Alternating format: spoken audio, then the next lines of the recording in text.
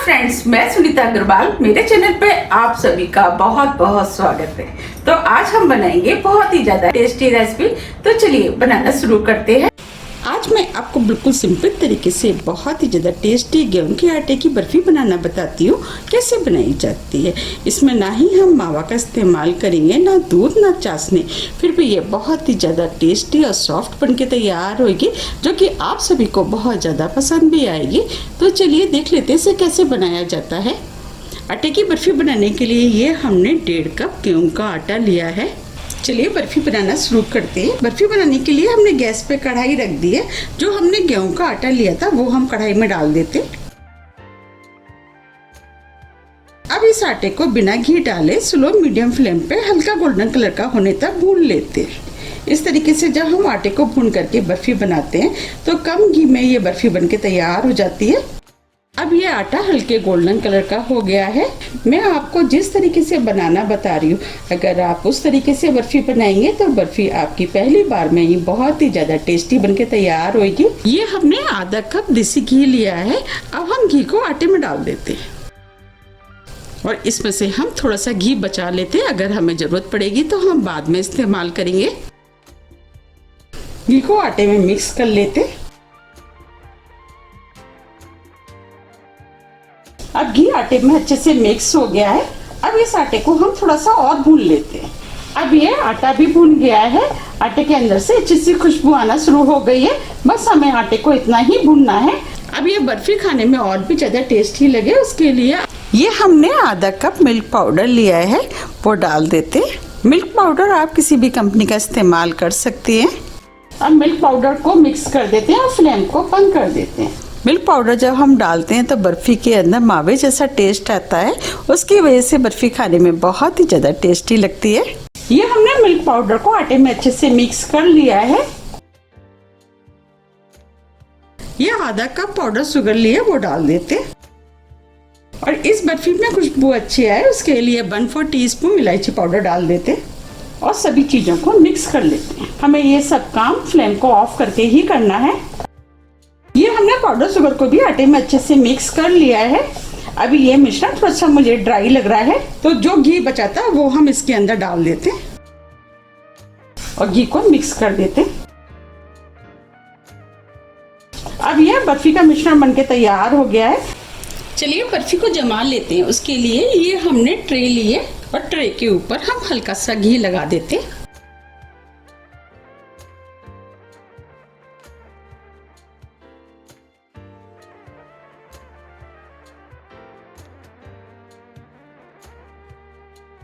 और butter paper के ऊपर भी हल्का सा घी लगा देते।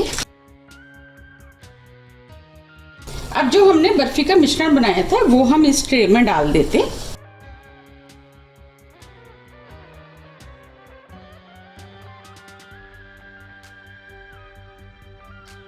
अब मिश्रण को हम इस तरीके से फैला देते हैं।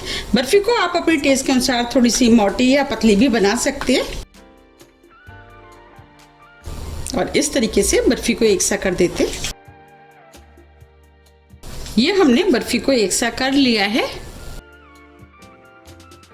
अब हम इसके ऊपर थोड़े से ड्राई फ्रूट लगा देते हैं। आप चाहें तो चांदी के बर्क का भी इस्तेमाल कर सकते हैं। इसके लिए हम इसके ऊपर थोड़े से पिस्ते डाल देते हैं।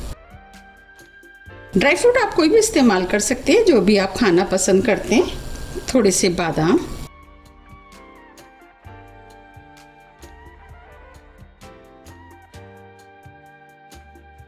अब हम बर्फ़ी को 1 घंटे के लिए सेट होने के लिए रख देते हैं। अगर आपको जल्दी सेट करनी है तो आप इसे आधे घंटे के लिए फ्रिज में रख दें।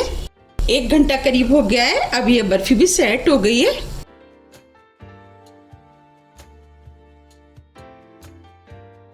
अब हम बर्फ़ी को काट लेते हैं। अब बर्फ़ी को साइड से हम एक सा कर देते हैं।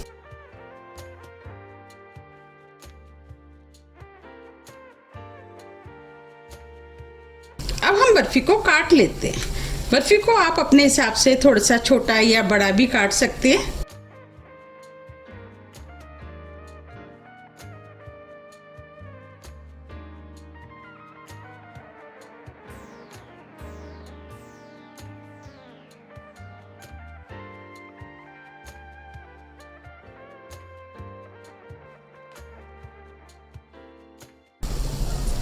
और इस वाले पोर्शन को हम निकाल देते।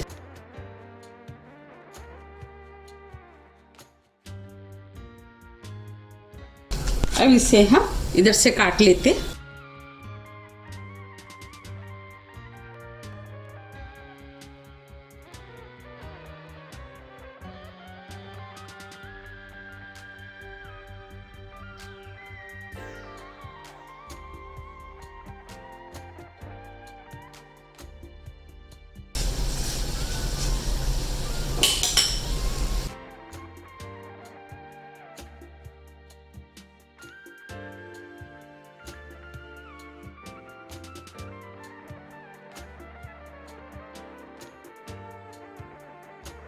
देखिए आटे की कितनी बढ़िया बर्फी बनके तैयार हुई है। अब इस बर्फी को हम प्लेट में रख लेते हैं।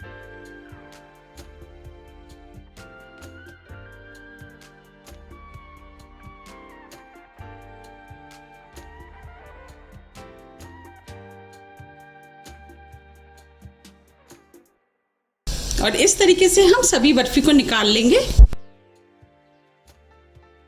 आप देख पा रहे कितनी बढ़िया बर्फी बनके तैयार हुई है और ये खाने में भी बहुत ही ज़्यादा टेस्टी लगती है। अगर आपको मेरी रेसिपी पसंद आ रही है तो आप रेसिपी को लाइक कर दीजिएगा।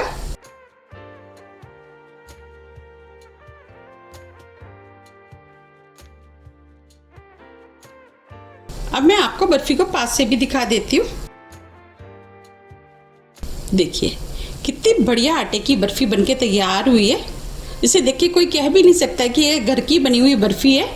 अब मैं आपको तोड़ के भी दिखा देती हूँ। देखिए कितनी सॉफ्ट बर्फी बनके तैयार हुई है। ये बर्फी जाते ही मुंह में घुल जाएगी। आप इस बर्फी को किसी भी एयरटाइट डिब्बे में भर के 1 से 2 महीने के लिए रख सकते हैं और जब भी आपको खानी है आप निकाल करके खा सकते हैं। अगर आपको मेरी रेसिपी थोड़ी भी पसंद आती है तो रेसिपी को लाइक कीजिए, चैनल को सब्सक्राइब कीजिए और ज़्यादा से ज़्यादा शेयर कीजिए। अब हम फिर मिलते हैं इसी तरह की टेस्टी रेसिपी के साथ। जब तक के लिए नमस्कार।